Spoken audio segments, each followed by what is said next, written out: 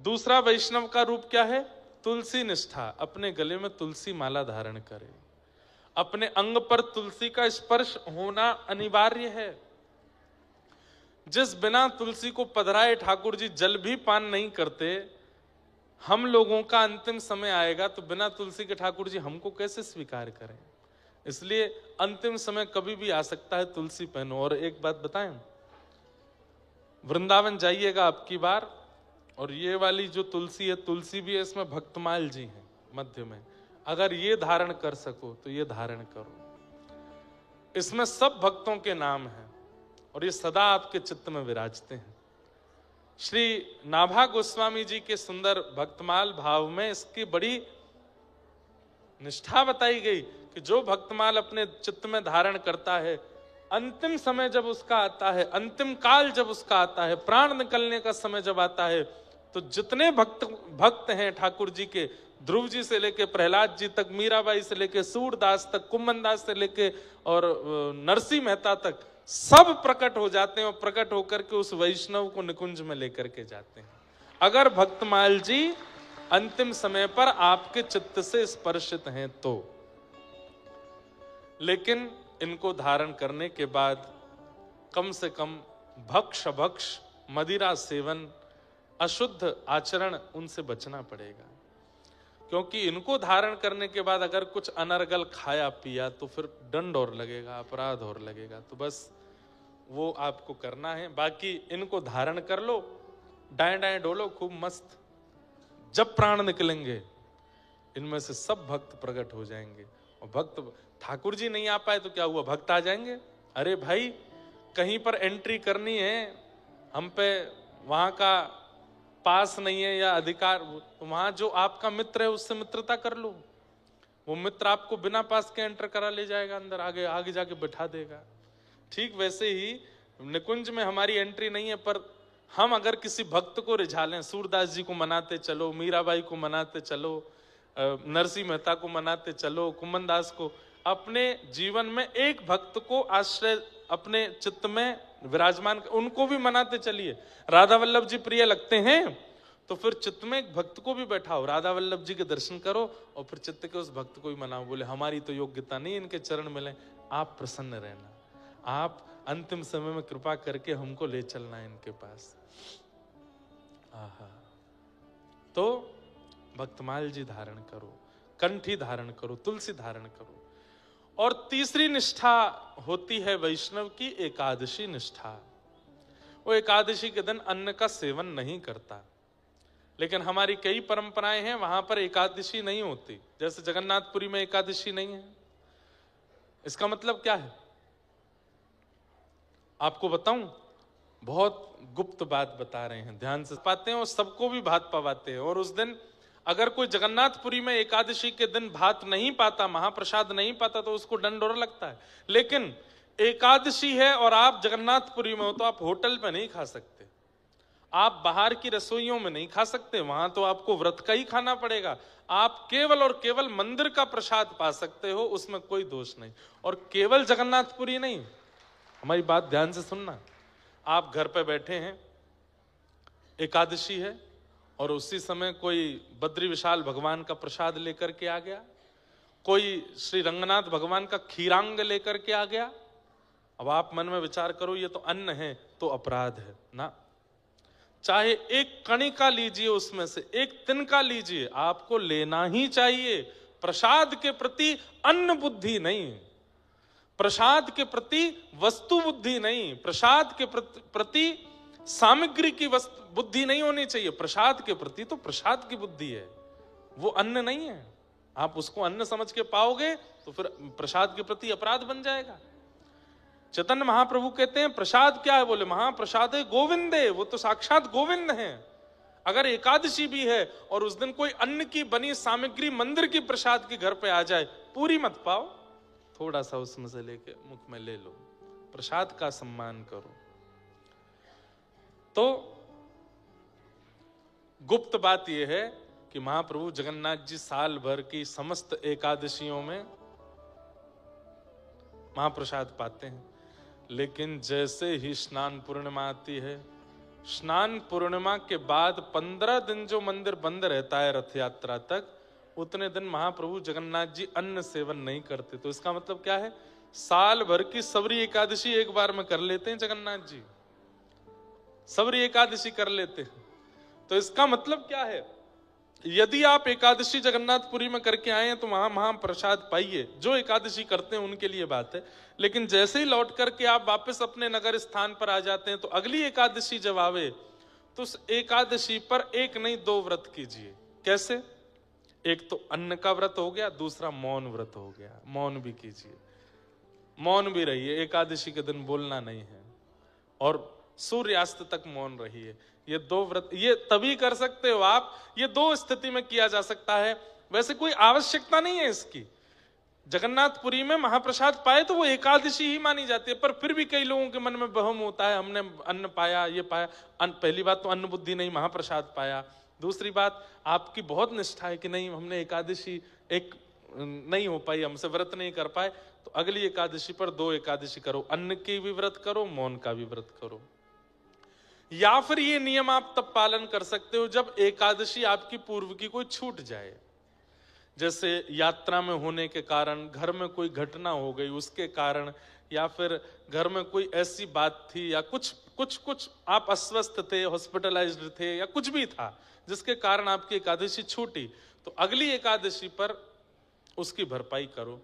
अब जैसे मान लो आपकी 3-4 एकादशी छूट गई, तो 3-4 एकादशियों में अन्न व्रत और मौन व्रत दोनों करो, ताकि उसकी पूर्व की छूटी हुईयों की भी भरपाई होगी।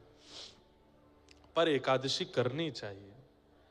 श्री तुकाराम जी महाराज नहीं, श्री नामदेव जी महाराज एकादशी के प्रति इतनी निष्ठा रखते थे, वो स्वयं तो पाते ही नहीं थे, और किसी को खाते हुए देखते थे तो जाके दंडवत चरणों में गिर जाते, बोले तेरे हाथ जोड़ू भैया, आज एकादशी अन्न मत पाओ, अन्न मत पाओ। क्यों? एकादशी के दिन अन्न में पाप का निवास होता है। अच्छा, अब ये थोड़ी इस बात को समझिएगा, उससे होता क्या है?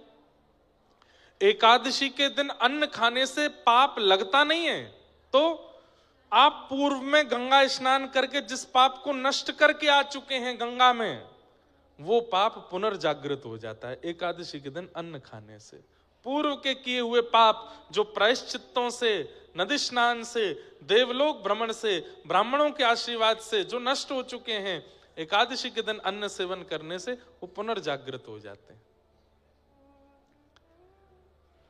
तो क्या करें? नहीं पाना चाहिए, अन्न नहीं पाना चाहिए। तो श्री नामदेव जी महाराज किसी को एकादशी स्वयं भी करते थे, किसी को खाने भी नहीं देते थे। और तो और एकादशी के दिन नामदेव जी अपने मोहल्ले में डोलते थे, घरों में जाके खिड़की खोल खोल के देखते थे कोई अन्न तो नहीं खा रहा। तो वो सब लोग कहते तुम्हारा क्या बिगड़ रहा, हम खा रहे हैं, हमारा मन, हमें नहीं रखनी एकादशी। तो द्वार पे बैठ के रोने लग जाते नामदेव जी, बोले आज अन्न मत खाओ, आज एकादशी है, आज मत खाओ। तो इतनी उनकी एकादशी के प्रति निष्ठा कि एक दिन भगवान बोले मैं परीक्षा लाऊं या की। और श्री विट्ठल भगवान, पांडुरंग भगवान एक ब्राह्मण का रूप धारण करके आए और पूरे नगर में रोते हुए घूम रहे हैं, अरे मैं बहुत भूखा हूं, मैं बहुत प्यासा हूं, मुझे कोई अन्न पवाओ, मैं 4 दिन से यात्रा पर हूं, मुझे बहुत तेज भूख लगी है। सिर पर त्रिपुंड देख करके, शिखा देख करके, धोती देख करके, जनेऊ देख करके भान तो हो गया था कि ब्राह्मण है। नामदेव जी के द्वार पर जाके ही गिरे भगवान।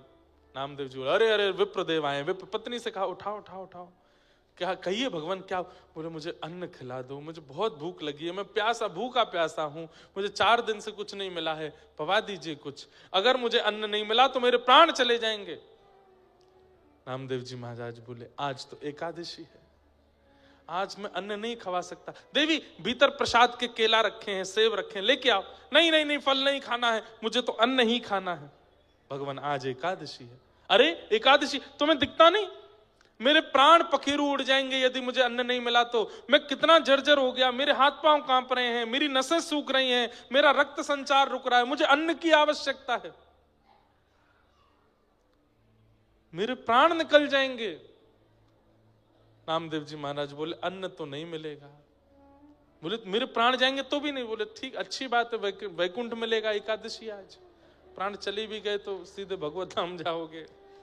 कैसे व्यक्ति हो तुम, यहाँ प्राण निकल रहे हैं मेरे, तुम कह रहे हो वैकुंठ जाऊंगा मैं। बोले अरे एकादशी, एकादशी के दिन प्राण निकले, इसके लिए कितना लोग प्रार्थना करते हैं, लेकिन आपके प्राण में निकलने नहीं दूंगा। लीजिए केला खाओ, दूध पी लो, फल खा लीजिए, फलाहार कर लीजिए, अन्न मत खाइए। ठाकुर जी बोले ठीक है, तो मैं दूसरे के घर चला जाऊंगा। बोले वहां मैं जाने नहीं दूंगा, क्योंकि मुझे पता है आप अन्न खा लोगे, और मैं किसी को अन्न खाने नहीं देता एकादशी के दिन। भगवान बोले बड़े विचित्र आदमी हो, खुद भी नहीं खिलाते, मुझे कहीं खाने भी नहीं देते, जाने भी नहीं देते। अरे मेरे प्राण निकल रहे हैं। भगवान जोर जोर से नाटक करने लगे, चिल्लाने लगे, अरे नगरवासियों, अरे इसने मुझे कैद कर लिया है, मेरे प्राण निकलवा रहा है जबरदस्ती। नामदेव जी बोले नहीं नहीं नगरवासियों, मैं इनके प्राण, मैं फल खिला रहा हूं, ये खा नहीं रहे हैं, आज एकादशी, अन्न में खाने नहीं दूंगा। तो नगर के जो चिढ़ने वाले लोग थे वो आकर के नामदेव जी पर चिल्लाने लगे, अरे ये हमारे साथ भी ऐसा करता है, हमारे घरों में आकर के भी देखता है, कोई अन्न तो नहीं खा रहा। अरे तुझे करनी है एकादशी, तू कर, सबसे क्यों करवाता है भैया, आज तो नहीं खाया ना आपने। बोले कि अभी भी देखो, इसको यही चिंता है कि मैंने अन्न तो नहीं खाया, अपनी चिंता कर, मेरा तो उद्धार हो जाएगा, पर मुझे है कि सबका होना चाहिए, कोई रह ना जाए इस धराधाम पर, सब पंढरीनाथ को प्राप्त कर लें। ठाकुर जी बोले परीक्षा तो हो रही है, लेकिन थोड़ी और बड़ी हो। इतने में ठाकुर जी दौरा पड़ गया, ठाकुर जी को जोर जोर से हिलने लगे, अन्न खिलाओ, अन्न खिलाओ, मेरे प्राण निकल रहे हैं। नामदेव जी महाराज सिर सहलाने लगे, पैर दबाने, पत्नी से बोले देवी एक काम करो, दूध में केला घोल करके पिला दो इनको, थोड़े प्राण तो बचेंगे। ब्राह्मण ने मुंह बंद कर लिया, नहीं वो नहीं पीऊंगा, अन्न ही खाऊंगा। अब मेरे प्राण निकल रहे हैं, प्राण निकल रहे हैं। आंखें ऊपर चढ़ा ली भगवान ने, और देखते ही देखते सचमुच के जैसे प्राण निकल जाते हैं वैसे ठाकुर जी हो गए। हाथ शिथिल पड़ गए, श्वासें रुक गई, धड़कन रुक गई, शरीर ठंडा पड़ने लगा। नगर के लोग बोले अरे नामदेव, ऐसा पाप करके तू कौन से नरक में जाएगा, कौन सी ऐसी एकादशी जिससे तेने प्राण हरण कर लिया एक ब्राह्मण के। नामदेव जी महाराज पत्नी से बोले देवी हमारी निष्ठा के कारण किसी के प्राण गए हैं, ये अकेले नहीं जाएंगे, इनकी चिता में हम लोग जीवित प्रवेश करेंगे, हम भी इनके साथ जाएंगे, हम नहीं रहेंगे, हमारी वजह से प्राण गए। अपने घर में ही चिता बनाई, उनका शव रखा, एक शव की तरफ पत्नी पति और सब बच्चों को भी बैठा लिया, और अग्नि हाथ में लेकर के नीचे चिता में अग्नि प्रज्वलित कर ली, हाथ जोड़ के बैठ गए, हे पंडरीनाथ मैंने एकादशी नियम तोड़ा नहीं, पर मैं किसी को देखता भी नहीं अन्न खाते हुए, इसलिए इन विप्र के प्राण गए, इसलिए मैं अपने प्राणों की आहुति इनके साथ दे रहा हूं।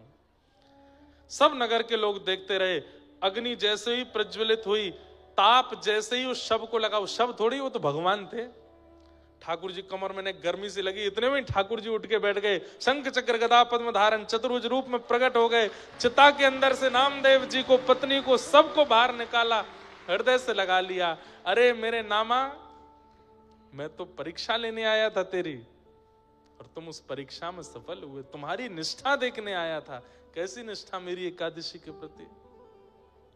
और ये दृश्य देख करके सब नगरवासियों ने भी प्रण ले लिया कि भैया अब हम भी एकादशी करेंगे। जब एकादशी से ठाकुर जी की इतनी प्रसन्नता है तो हम क्यों ना हो। बंधुओं, मैं अपने उद्धार के लिए जब कोई काम करता हूं ना, ठाकुर जी इतने खुश होते हैं, इतने खुश होते हैं। आप अपने उद्धार के लिए जब क्रिया करते हो, ठाकुर जी कहते हैं सोने का छत्र मत चढ़ाओ, पोशाक मत चढ़ाओ, इत्र मत चढ़ाओ, दान दक्षिणा पेटी में मत चढ़ाओ, पर अपने कल्याण उद्धार के लिए तुम क्रिया करो, मुझसे ज्यादा प्रसन्न कोई नहीं होता। ठाकुर जी कहते हैं मुझे इतनी खुशी होती है जब व्यक्ति अपने उद्धार के लिए क्रिया करता है। एकादशी व्रत जब व्यक्ति करता है, उत्साह के साथ करता है, उस दिन ठाकुर जी इतने प्रसन्न होते हैं, हमें देख करके रीझते हैं ठाकुर जी। और यदि वो प्रसन्न हमारी एक क्रिया से होते हैं तो हम क्यों ना करें उन्हें प्रसन्न। अरे संसार में रहने वाले प्रेमी जन एक दूसरे के लिए कितना त्याग करते हैं, क्या हम ठाकुर जी के लिए 15 दिन में आने वाली एक एकादशी में अन्न त्याग नहीं कर सकते? करिए, और बड़ी निष्ठा के साथ उसको करिए। इस प्रकार बताते हुए अब आगे रास पंचाध्यायी का प्रसंग आया। भगवान पिता रात्रि शरदोत्फुल्ल मल्लिका विक्षरन्तुं मनश्चक्रे योगमायामुपाश्रिता।